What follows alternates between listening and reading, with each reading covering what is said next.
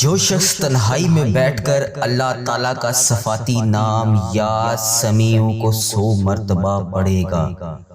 اور اس دوران کسی سے بات نہیں کرے گا تو جو دعا مانگے گا اللہ کریم اس کو ہر صورت قبول فرمائے گا۔ اس وظیفے کو لازمی کیجئے، یا سمیع کو 100 مرتبہ اول آخر درود شریف کے ساتھ ضرور پڑھیں اور اس دوران کسی سے بھی گفتگو نہ کریں اور اللہ کریم سے اس کے بعد رو رو کر گڑ گڑا کر دعا مانگیں، آپ کی دعا ضرور قبول ہوگی انشاءاللہ۔ جو شخص تنہائی میں بیٹھ کر اللہ تعالیٰ کا صفاتی نام یا سمیع کو 100 مرتبہ پڑھے گا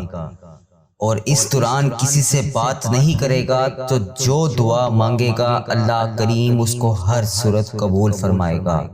اس وظیفے کو لازمی کیجئے، یا سمیع کو 100 مرتبہ اول آخر درود شریف کے ساتھ ضرور پڑھیں۔